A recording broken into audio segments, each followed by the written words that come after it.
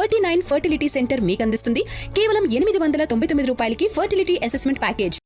హైదరాబాద్ రెస్టారెంట్లలో బిర్యానీలని ఎక్కువ రేట్లకి అంటే ఎక్కువ బిర్యానీలు అమ్మి తక్కువ ట్యాక్స్ కడుతున్నారని చెప్పి రీసెంట్గా కొన్ని కథనాలు చూశాను. దాన్ని చూసిన వాళ్ళు కూడా చాలామంది అమ్మో ఇంత స్కామా, మేము ఇంత మోసపోయామా అని చెప్పేసి వాళ్ళని కూడా విన్నాం. ఓవరాల్గా దీని గురించి మాట్లాడితే ఫస్ట్ ఆఫ్ ఆల్ మనం ఫైట్ చేయాల్సింది ఏంటంటే ఫుడ్ మీద ట్యాక్స్ ఉండకూడదండి, తప్పది, అది వద్దు. ఎందుకంటే సరే వాళ్ళ బిజినెస్ వాళ్ళు ఏదో చేసుకుంటున్నారు. విషయం ఏంటి, 1000 అమ్ముతున్నారంట, లెక్కడితే 100 అమ్మమని చెప్తున్నారు, మిగతా దాని మీద ట్యాక్స్ ఎగ్గొడుతున్నారు అని. అసలు మీరు ఎందుకు వేస్తున్నారు ట్యాక్స్? బికాస్ ఈ ఆఫ్టర్ పాండమిక్ సిచ్యువేషన్ తర్వాత రెస్టారెంట్స్కి ఎవరు రావట్లా. పాపం వాళ్ళు కూడా ఇన్ఫ్రాస్ట్రక్చర్ మెయింటైన్ చేసుకోలేక, రెంట్లు కట్టుకోలేక, రెస్టారెంట్లో ఎంతమంది స్టాఫ్ ఉంటారో మీకు తెలియదు. ఆ మెనూ అంతా మెయింటైన్ చేయాలంటే కనీసం అంతమంది షెఫ్లు, జూనియర్ షెఫ్లు, హెడ్ షెఫ్లు, అది కిచెన్లో. మళ్ళీ దాని తర్వాత ఊడ్చేవాళ్ళు, తుడిచేవాళ్ళు, కడిగేవాళ్ళు, తర్వాత సర్వర్స్ అండ్ కౌంటర్లో క్యాషియర్, మొత్తం మెయింటైన్ చేయడానికి ఒక మేనేజర్, దానికి రెంట్, చాలా తతంగా ఉంటుంది. ఆ తర్వాత మళ్ళీ ఆ క్వాలిటీ ఆఫ్ ఫుడ్ మెయింటైన్ చేయడానికి క్వాలిటీ చెక్కర్, ఆ రేషన్ మేనేజర్, ఎవరైతే పర్చేజ్ మేనేజర్ ఉంటారో రోజు కూరగాయలు ఎంత తేవాలి, అవి ఎంత తేవాలి, వాళ్ళకంటే ఒక పెద్ద వ్యవస్థే ఉంటుంది. ఎంత కాదనుకుంటే ఒక 20+ మెంబర్స్ అయితే పనిచేస్తూ ఉంటారు. వాళ్ళందరి జీతాలు కూడా వెళ్ళాలి. సో అందుకని వీళ్ళు ఏం చేస్తారంటే రెస్టారెంట్స్కి ఎక్కువ మంది ఈ మధ్య రావట్లా. చాలామంది ఏంటంటే రోడ్ పక్కన మన కుమారి ఆంటీ టైప్ సెటప్స్ ఉంటాయి కదా, అక్కడికి వెళ్ళి తినేస్తున్నారు, గబగబ అయిపోతున్నాయి, తక్కువ రేట్లో వస్తున్నాయని. ఈ పెద్ద పెద్ద రెస్టారెంట్స్ వాళ్ళు ఏంటంటే ఆ కాన్సెప్ట్ ఏంటి, రెస్టారెంట్ కాన్సెప్ట్ ఏంటి, ప్లెజెంట్గా వెళ్ళి కాసేపు కూర్చున్నామా, మంచి ఫుడ్ ఒక వన్ ఆఫ్టర్ వన్ చెప్పుకుంటూ ఒక సూప్ నుంచి స్టార్ట్ చేసి స్టార్టర్ అలా అలా వెళ్తూ ఐస్ క్రీమ్తోనో దేంతో ఒక డెజర్ట్తోనో ఎండ్ చేస్తే మధ్యలో మెయిన్ కోర్సు స్టార్టర్స్ ఏవేవేవో ఉంటాయి, మన ఇష్టం ఏమైనా తినొచ్చు. అట్లా స్టెప్ బై స్టెప్ వెళ్తూ నలుగురితో మాట్లాడుకుంటూ ఆ సమయాన్ని ఎంజాయ్ చేస్తాం, ఆ ఫుడ్ని ఎంజాయ్ చేస్తాం. కానీ ఇప్పుడు ఈ టైంలో ఏంటంటే అందరి దగ్గర అంత సమయాలు ఉండట్లా. అందుకే రెస్టారెంట్స్కి వెళ్ళట్లా. అమ్మో వాడికి 3 గంటలు 4 గంటలు చేస్తాడు, వాడి కాన్సెప్టే అది. నువ్వు వెళ్ళగానే గబగబా తేడు.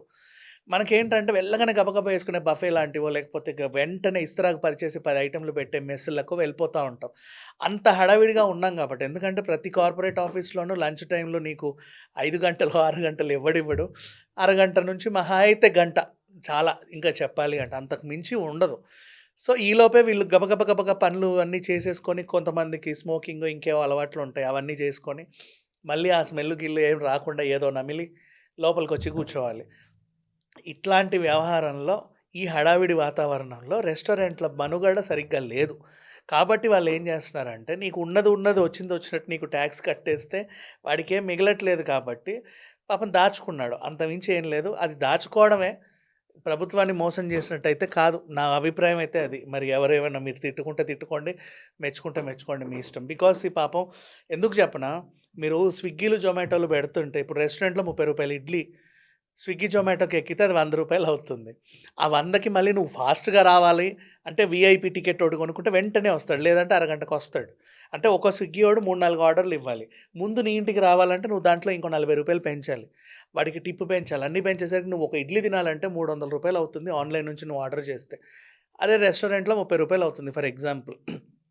ఆ 30 మీద వాడు ఒక 5 రూపాయలు పెంచుకొని ట్యాక్స్ అనుకుంటాడు, కడదామనేది పెంచుకుంటాడు. కాకపోతే ఏంటంటే అవి అమ్ముడుపోవు లాస్ట్‌కి. ఎన్నో ఒక 100 ప్లేట్లు మహా అయితే పోతాయేమో.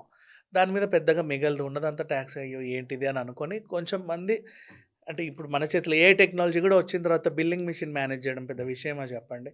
సో నువ్వు ఓవరాల్గా బిల్లింగ్ మిషన్ చూసినా సరే ఈరోజు నీకు 100 ప్లేట్లు అమ్ముడుపోయినట్టే ఉంటుంది, బట్ అక్కడ 1000 ప్లేట్లు వాడు అమ్ముతాడు. మిడ్ నైట్ కూడా అమ్ముకుంటాడు, కావాలంటే పార్సల్స్ ఇచ్చుకుంటాడు, వాళ్ళ ఇష్టం. సరే వాట్ ఎవర్. డైరెక్ట్ క్యాష్ తీసుకొని కూడా ఇచ్చుకుంటారు పార్సల్స్, మిమ్మల్ని అడగకుండా కూడా చేసుకుంటారు. అందరి దగ్గర టోకన్స్ ఉంటాయి, ఏవో ప్లాస్టిక్ బిల్లులు, దానికి ఎంట్రీ చేయాల్సిన అవసరం లేదు. ఆ బిల్లు తీసుకున్నావా, పార్సల్ తీసుకున్నావా, మళ్ళీ ఆ టోకన్లన్నీ తెచ్చి ఇక్కడ వేసేసారా, అట్లా వీళ్ళకి లెక్కలు ఉండవు. సో చిన్న వ్యాపారులేనండి, మహా అయితే 10 లక్షల బిజినెస్లు చేస్తారేమో, 15 లక్షలు చేస్తారేమో. వీళ్ళ దగ్గర అసలు ట్యాక్స్ వసూలు చేయకండి కుదిరితే. ఇంకా ఎక్కడైనా వేరే వేరే దందాలు ఉంటాయి, చేసుకోవచ్చు. ఎందుకంటే restaurant business after pandemic situation నిజంగా రన్ అవ్వట్ల. చాలామంది ఓపెన్ చేస్తున్నారు ఫుడ్ బిజినెస్, చాలా బాగుంటుందేమో అని. ఏమీ లేదు, అంటే ఆన్లైన్కి వచ్చేసింది, మన చేతికి వచ్చేసింది, గబగబా తినేస్తున్నారు. రోడ్డు పక్కన ఇంకా తక్కువ రేట్లకి మంచి మంచి క్వాలిటీలోను కూడా అందుబాటులో ఉంటున్నాయి. వాళ్ళే రోడ్ సైడ్ వెండర్స్ అంటే రోడ్ సైడ్ ఫుడ్ ఏం కాదు అది. మంచి రైసే, మంచి కర్రీలే పాపం ఇంట్లో వండుకున్నట్టు తెస్తున్నారు. వాళ్ళు గూడా బానే పెడుతున్నారు. సో, ఇట్లా చూసుకుంటూ పోతే అనవసరంగా వీళ్ళని టార్గెట్ జేయడం ఎందుకనేది నా అభిప్రాయం. బట్ వాటెవర్ ఇదేదో పెద్ద 1,00,00,000 స్కాము, వీళ్ళు లెక్కలు తప్పు చూపి టాక్స్ ఎగ్గొట్టారు, బ్లాక్ మనీ ఉంది వీళ్ళ దగ్గర అని జెప్పి హడావిడి జేస్తున్నారు. వద్దు అనవసరంగా ఎందుకు వాళ్ళ బిజినెస్. నిజంగా ఒకవేళ అడగండి. ఎట్లా ఫుడ్‌లో క్వాలిటీ బాలేకపోతే అడగండి. కిచెన్ నీట్‌గా లేకపోతే అడగండి. మీకు సర్వీస్ బాలేకపోతే అడగండి. హాస్పిటాలిటీ బాలేకపోతే అడగండి. అంతకు మించి ఇంక రూడ్‌గా తెరా బిర్యానీ అని మొహం మీద ఏస్తే అప్పుడు అడగండి. అంతేగాని వద్దు వాళ్ళ టాక్స్ రూపంలో దందా అని, అదని, ఇదని వాళ్ళ బిజినెస్ బ్యాడ్ చేయడం అంటే not right. Thank you so much.